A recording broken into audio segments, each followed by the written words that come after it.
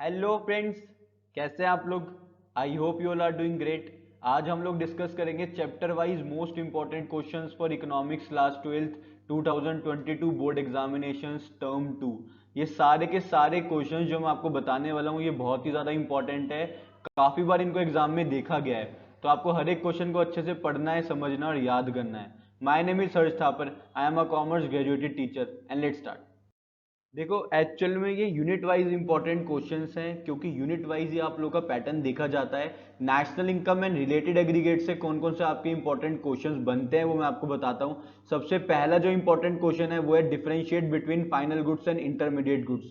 बहुत ही ज्यादा इंपॉर्टेंट क्वेश्चन है, काफी बार एग्जाम में पूछा गया है कि बताओ फाइनल गुड्स और इंटरमीडिएट गुड्स में क्या डिफरेंस होता है। जनरली वो आपको देता है केस बेस्ड की फॉर्म में। केस बेस्ड क्वेश्चन की फॉर्म में कैसे देता है कि जैसे आपको वहां लिखता है कि वो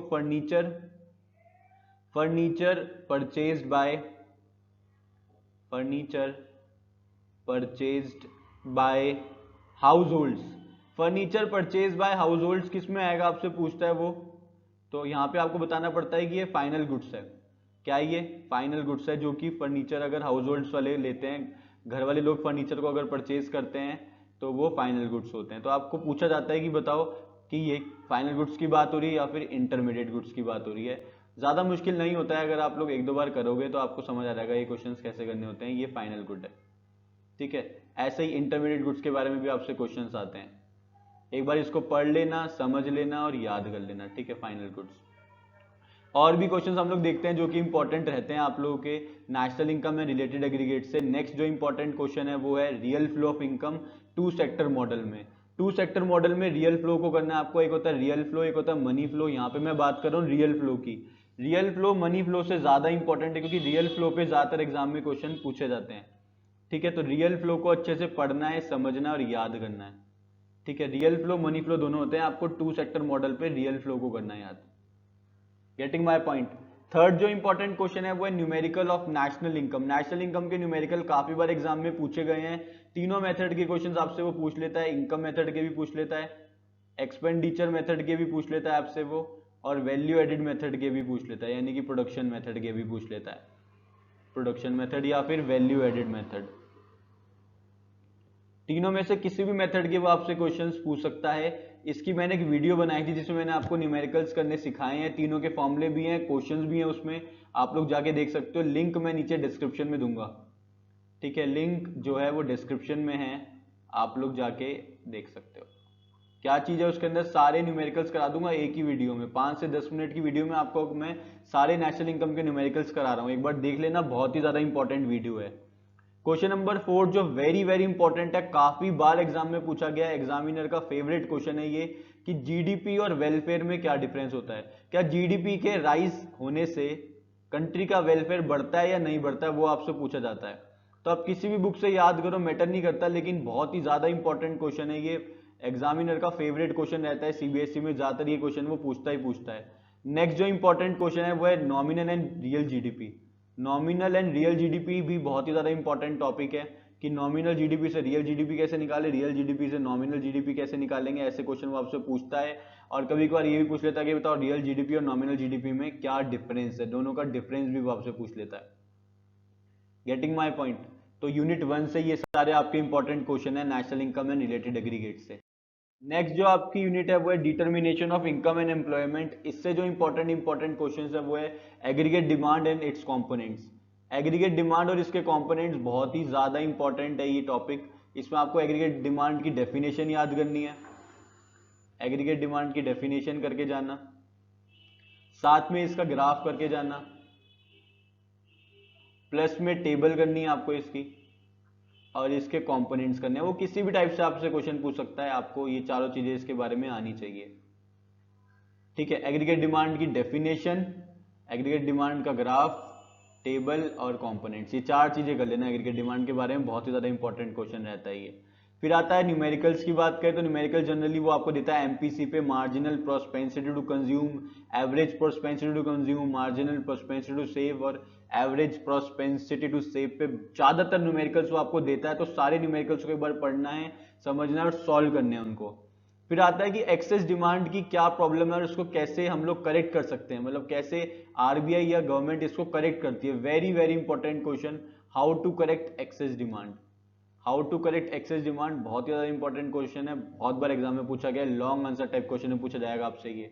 फिर आता है full employment and involuntary employment क्या होती है, ठीक है, फुल एम्प्लॉयमेंट और इनवॉलंटरी अनएम्प्लॉयमेंट क्या होती है, ठीक है, दोनों काफी ज्यादा इंपॉर्टेंट है, बहुत ज्यादा इंपॉर्टेंट क्वेश्चन है ये, पढ़ लेना फुल एम्प्लॉयमेंट और इनवॉलंटरी अनएम्प्लॉयमेंट के बारे में एकदम अच्छे से। नेक्स्ट जो हमारी यूनिट है वो है हमारी इंडियन इकोनॉमिक डेवलपमेंट से, जो कि है हमारी current challenges facing Indian economy. Indian economy कौन कौन से चैलेंज फेस कर रही है, इसमें जो क्वेश्चन आपका इंपॉर्टेंट रहता है वो है differentiate between formal and informal sector of employment. Employment वाले चैप्टर से ये क्वेश्चन है, बहुत ज्यादा इंपॉर्टेंट क्वेश्चन है ये, difference between formal and informal sector of employment, ठीक है। नेक्स्ट जो इंपॉर्टेंट क्वेश्चन है वो है types of infrastructure, economic infrastructure, social infrastructure, सारे टाइप के आपको इंफ्रास्ट्रक्चर करके जाने हैं, बहुत ही ज्यादा इंपॉर्टेंट क्वेश्चन है ये। थर्ड जो इंपॉर्टेंट क्वेश्चन है वो है women health issues in India.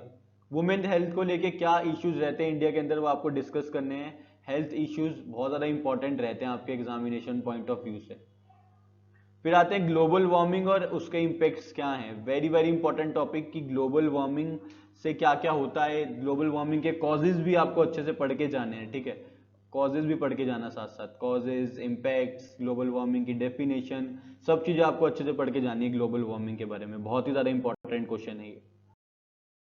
Next जो हमारी यूनिट है और जो लास्ट यूनिट है इंडियन इकोनॉमिक डेवलपमेंट की, वो है development experience of India, Pakistan and China. ये भी बहुत ज़्यादा इंपॉर्टेंट यूनिट है, इससे भी काफ़ी ज़्यादा आपके क्वेश्चंस बनते हैं कि बताओ क्या है इंडिया का डेवलपमेंट एक्सपीरियंस, पाकिस्तान का, चाइना का, तीनों में क्या कंपैरिजन है। तीनों में कंपैरिजन होने का रीज़न ये है, पहला रीज़न ये है कि ये तीनों नेबरिंग कंट्रीज हैं, दूसरा ये है कि तीनों को एक साथ इंडिपेंडेंस मिली थी, लगभग अप्रोक्सीमेटली सेम ईयर में मिली तीनों को, मतलब 1-2 साल का ही गैप है तीनों के इंडिपेंडेंस में। नंबर 1 जो क्वेश्चन बनता है वो है sectoral comparison of India, Pakistan and China. तीनों सेक्टर का कंपैरिजन करना है आपको यहाँ पे, तीनों का प्राइमरी सेक्टर कैसा है, सेकेंडरी सेक्टर कैसा है, टर्शियरी सेक्टर कैसा है, बहुत ही ज्यादा इंपॉर्टेंट क्वेश्चन है ये। तीनों का primary sector, secondary sector and tertiary sector, तीनों सेक्टर के बारे में आपको पढ़ के जाना है कि इंडिया का प्राइमरी सेक्टर कैसा है, पाकिस्तान का कैसा है, चाइना का कैसा है, और तीनों का टर्शियरी सेक्टर, ठीक है। Primary sector, secondary sector, tertiary sector, तीनों सेक्टर्स के बारे में आपको पता होना चाहिए। फिर आता है economic growth of India, Pakistan and China. Economic growth कैसी रही, इकोनॉमिक ग्रोथ में आपका जीडीपी हो गया, इंफ्रास्ट्रक्चर हो गया, सब चीजों के बारे में आपको डिस्कस करना है यहाँ पे। इसमें आपका इंफ्रास्ट्रक्चर हो गया, जीडीपी हो गई, नेशनल इनकम हो गई, ये सब चीजें मैटर करती है।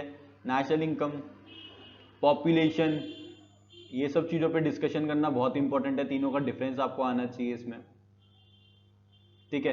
नेक्स्ट जो इंपॉर्टेंट क्वेश्चन है वो है human development indicators of India, Pakistan and China. हमारा ह्यूमन डेवलपमेंट इंडिकेटर्स कैसे रहे, इंडिया के भी, पाकिस्तान के भी और चाइना के भी, ठीक है। हेल्थ रिलेटेड इश्यूज कैसे रहे, स्टैंडर्ड ऑफ लिविंग कैसा रहा तीनों कंट्रीज का, ये सब चीजों के बारे में आपको पता होना चाहिए। फिंगर टिप्स पे आपको ये चीजें याद होनी चाहिए, किसी बुक से करो मैटर नहीं करता, लेकिन याद होना बहुत इंपॉर्टेंट है। तो ये सारे के सारे ऐसे क्वेश्चंस हैं, chapter wise most important question मैंने आपको बता दिए इकोनॉमिक्स क्लास 12th के बच्चों के लिए। सारे क्वेश्चंस को अच्छे से पढ़ना है, समझना है, याद करना है। अगर कोई इश्यू आता है तो आप लोग मेरे से कमेंट करके पूछ सकते हो। तब तक के लिए all the very very best, ठीक है, all the very very best. Channel को सब्सक्राइब करना मत भूलिएगा और साथ में लगे बेल आइकन को प्रेस कर देना ताकि लेटेस्ट वीडियोस और अपडेट्स आप लोग सबसे पहले मिलती रहे। Thank you.